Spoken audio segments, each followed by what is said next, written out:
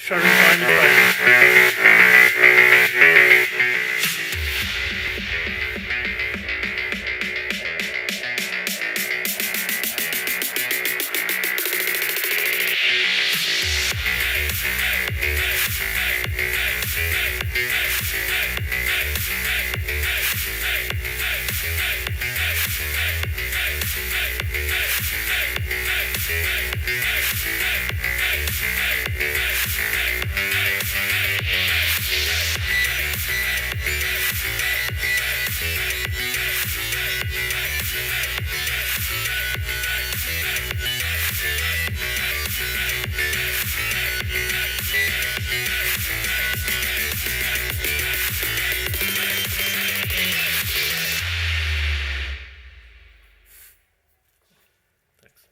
Sorry. Yeah, thanks. So the short movie Just Say was filmed with only frequent flyers. This is important because we were talking about growing the sport. I strongly believe that indoor skydiving has a huge potential as a sport. But I'm seeing a lot of first-timers, some few athletes, but between them there is a huge gap that can be filled. If we don't get frequent flyers, there is less athletes at the end. So.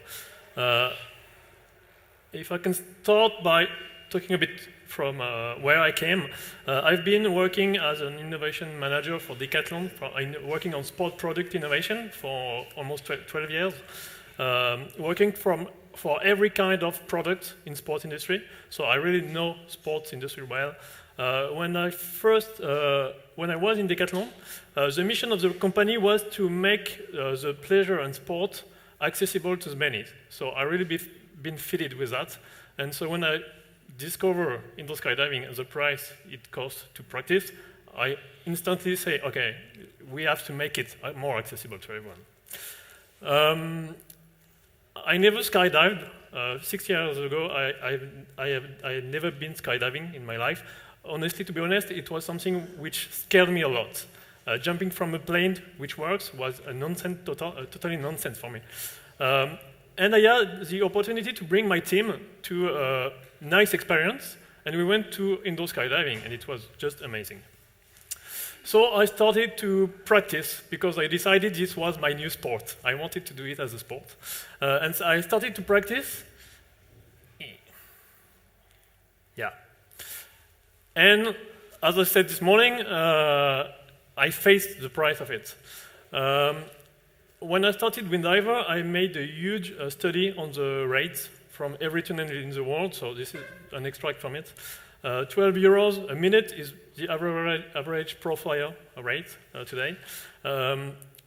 If you consider doing indoor skydiving as a frequent flyer or pro flyer or whatever you call it, and you're practicing 1 hour a month, which is quite ridiculous to practice a sport, you will have to spend more than 8,000 euros a year to practice your passion. So it's totally non-affordable for the most of people. Maybe it work one day. Aha. You got it. Can you help from up there? Yeah. So I rated the mission for the project to make indoor skydiving basically more accessible to everyone, to encourage first-timer to pass the gap and to start to consider indoor skydiving can be a sport they can practice every day, every month. And all this is to support the sports growing.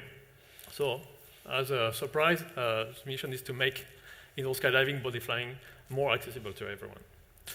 As I said this morning, so I quit my job. I asked to learn how to code because I needed to develop a platform to do that. And so I developed many products. Now I have few. This one is the main one. Basically, you can join the platform, create an account.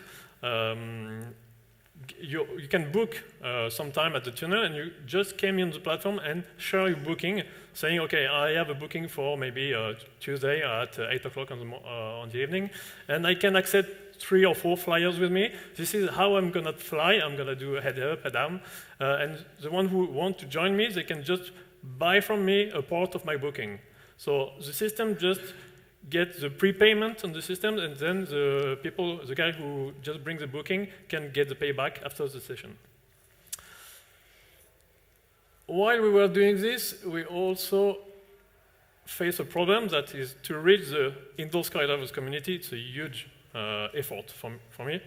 So I started to get some offers in the platform to create some events saying, okay, we can imagine to put 4 people at a time in a specific tunnel, and so I create these events.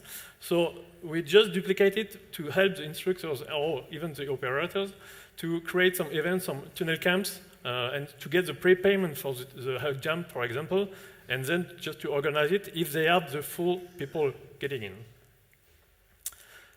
The last thing we are talking, it's really new, this one.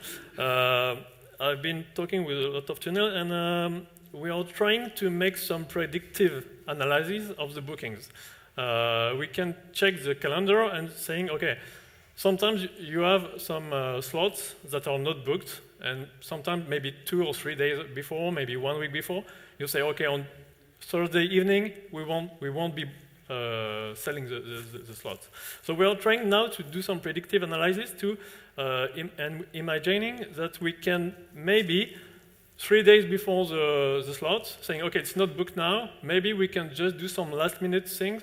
So even instead of not selling the slots, maybe we can just cut the price in half and doing some last-minute, which will be cheaper for the flyer. So this is the last product we're actually developing now. And that's all. Maybe you got the topic. It will be short. Well, thank you short. Very much. Right on time. And the last thing is, as I said, I'm alone on the project, so the effort to make the project known is huge. So I really appreciate to discuss the topic with all the operators. If you are interested, we can discuss everything. We can discuss some specific things for your own business. Just call me, or we can talk later.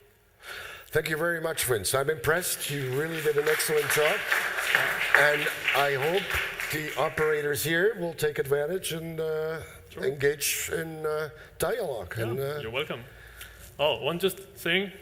After 6 years of indoor skydiving, I finally went to do my first tandem jumping.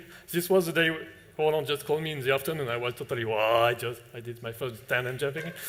I loved it. It's totally different for me. I will keep with indoor skydiving because I'm less afraid being inside and it's more funny for me. That's all.